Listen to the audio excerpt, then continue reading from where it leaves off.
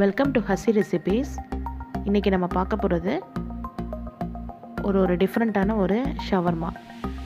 நீங்கள் எல்லோரும் வந்து மைதா அதில் தான் ஷவர்மா சாப்பிட்ருப்பீங்க. இப்போ இதில் நம்ம வந்து கோதுமையில் எப்படி ஷவர்மா சாப்பிட்லான்னு பார்க்கலாம். ஸோ இப்போ இதுக்கு தேவையான பொருள் வந்து நான் மாவு பிணைஞ்சு வச்சுருக்கிறேன். கோதுமை மாவு, சீஸு, வெங்காயம், பச்சை மிளகாய், கருவேப்பிலை, இதுகள்லாம். இப்போ இதுக்கு வந்து பேஸே வந்து மயோனைஸ் செய்யணும். ஸோ மயோனைஸை எவ்வளோ ஈஸியாக நம்ம வீட்டிலே செய்யலான்னு பாருங்கள். ரொம்ப அருமையான டேஸ்ட் வந்துச்சு. கண்டிப்பாக ட்ரை பண்ணுங்கள். இப்போ நான் வந்து ஃபஸ்ட்டு கொஞ்சமாக செய்யலாங்கிறதுக்காக நான் ஒரு 4 ரொட்டிக்கு செய்கிறதுனால நான் ஒரு எக்கு எடுத்துருக்கிறேன். ஒரு எக்கில் கொஞ்சோண்டு சால்ட் ஆட் பண்ணிக்கிடுவோம். அடுத்து மிளகுத்தூள் வந்து ஒரு 1/4 டேபிள் ஸ்பூன் அளவுக்கு ஆட் பண்ணிக்கிட்டு, இதுக்கு மெயினே வந்து ரிஃபைண்ட் ஆயில், அதாவது ஆயிலோட முட்டை சேரையில் அந்த கொழுப்பு வந்து நம்மளுக்கு நுர மாதிரி கொடுக்கும். அதே மயோனைஸோடைய இது. ஸோ எண்ணெய் நீங்கள் ஆட் பண்ணலைன்னா அது மயோனைஸ் கிடையாது. அதனால் ஒரு முட்டைக்கு நீங்கள் வந்து ஒரு 4 டேபிள் ஸ்பூன் அளவுக்கு நீங்கள் எண்ணெய் ஆட் பண்ணிக்கோங்க. அது மாதிரி ஃப்ளேவருக்கு கார்லிக் ஆட் பண்ணிக்கிறலாம். நம்மளுக்கு என்னென்ன ஃப்ளேவருக்கு வேணுமோ நம்ம அது ஆட் பண்ணிக்கலாம். மல்லி ஃப்ளேவர்னால் மல்லி இலை ஆட் பண்ணிக்கிறலாம். ஸோ இப்போ இதை நல்லா அரைச்சி பாருங்கள், நல்லா அருமையான நம்மளுக்கு ஒரு மயோனைஸ் கிடச்சிருச்சு. ரொம்ப டேஸ்ட்டாக இருந்துச்சு. இப்போ அடுத்து வந்து நம்ம வீட் ஃப்ளாரோடைய ஷவர்மா, எக்கு ஷவர்மாங்கிறனால நம்ம வந்து அடுத்து ஒரு ஆம்லெட் போடுறதுக்கு நம்ம ரெடி பண்ணிக்கிறணும். ஸோ இப்போ இதுக்கு வந்து நான் 2 ஆம்லெட் செய்கிறதுக்காக நான் 2 முட்டை எடுத்துருக்கிறேன். ஸோ முட்டையை வந்து உடைச்சி ஒரு பவுலில் போட்டுக்கிறணும்.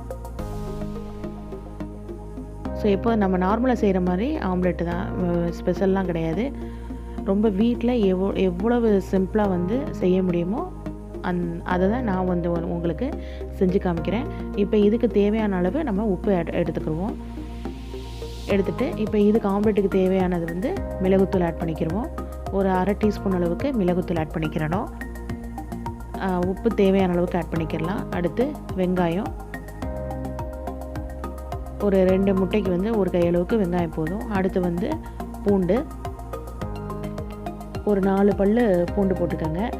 அடுத்து கருவேப்பிலை, கொத்தமல்லி, பச்சை மிளகாய் எல்லாத்தையும் ஆட் பண்ணிக்கிடுவோம்.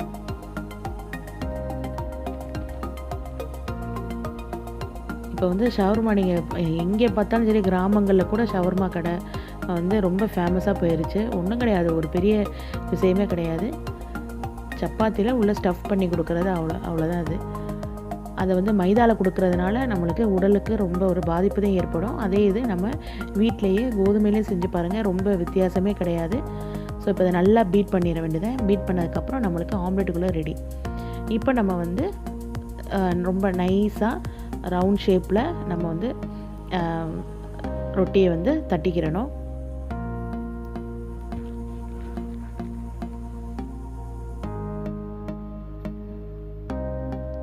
நல்ல கோதுமை மாவை கொஞ்சம் எண்ணெய் விட்டு பிணைஞ்சு நீங்கள் ஒரு 1/2 மணி நேரம் நீங்கள் வச்சுட்டீங்கன்னா மாவு வந்து ரொம்ப நல்லா சாஃப்டாக கொடுக்கும். இப்போ பாருங்கள், எந்த அளவு நம்ம இழுத்து நமக்கு தேய்க்க முடியுமோ நம்மளுக்கு வரும். ஒட்டவும் ஒட்டாது பலகையில்.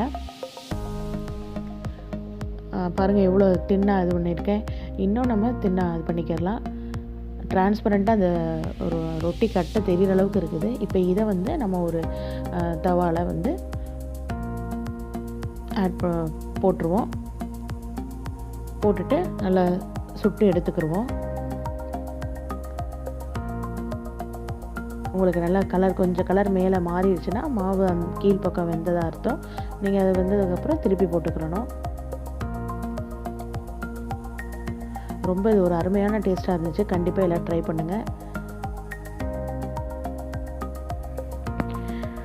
நீங்கள் மைதாவில் சாப்பிடையில் உங்களுக்கு வரக்கூடிய வயிற்று வலி அதுகள்லாம் எதுவுமே இருக்காது. ஈஸியாக டைஜஸ்ட் ஆகிடும். நல்ல ஃபைபர் உள்ளது. நம்ம சாப்பிட்ற சாப்பாட்டில் நம்மளுக்கு எது நல்லதோ அதை தான் நம்ம வந்து எடுத்துக்கிறணும். ஸோ இப்போ பாருங்கள், நான் இந்த ஒரு எண்ணெயை ஆட் பண்ணலை.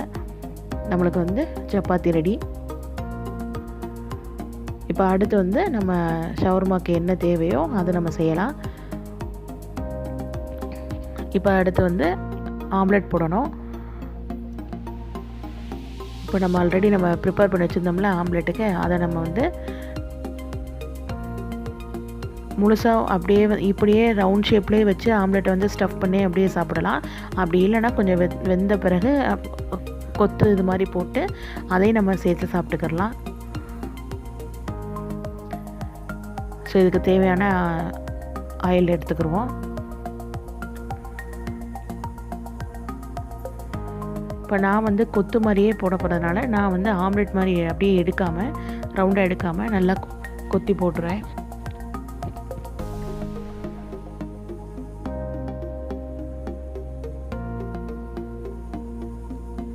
இதில் வந்து ஒவ்வொரு சப்பாத்திக்கும் ஒன்று ஒன்று செய்கிறதுனால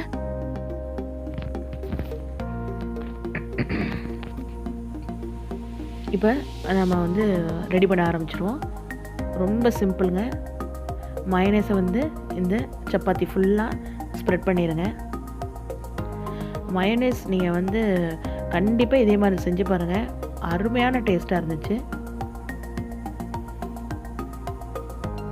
நீங்கள் மயோனைஸ் எந்த அளவு ஸ்ப்ரெட் பண்ணுறீங்களோ அந்தளவு வந்து உங்களுக்கு டேஸ்ட் கிடைக்கும். ரொம்ப சிம்பிளான ஒரு இது ரொம்ப ஒரு ப்ரொஃபஷ்னலாக நம்ம வந்து செய்யணுன்னாலும் நம்ம செய்யலாம். இது வந்து உடனே ஒரு ஸ்நாக் நம்மளுக்கு வேணும் அப்படிங்கிறவங்க வந்து கண்டிப்பாக இதை ட்ரை பண்ணலாம். So mayonnaise தடவியாச்சு.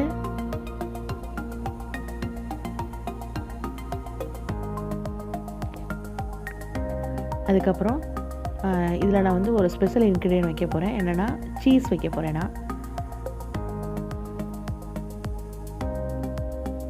சீஸ் ரொம்ப அருமையாக இருக்கும். அந்த சப்பாத்தியோட ஹீட்டுக்கும் நீங்கள் வந்து இதை வந்து ஹீட் பண்ண அவசியம் கிடையாது. அந்த ஹீட்லேயே நம்ம வைக்கையிலேயே அது கொஞ்சம் மெல்ட் ஆயிரும். அதுக்கப்புறம் நம்ம ஆம்லெட்டை வந்து இதில் போட்டுருந்தது அவ்வளோ முடிஞ்சு போச்சுங்க. ரொம்ப ஒரு ஈஸியான ரோல் பண்ணிடணும். ஈஸியான ரொம்ப ஒரு டேஸ்டான ஹெல்த்தியான ஷவர்மா ரெடி நம்மளுக்கு.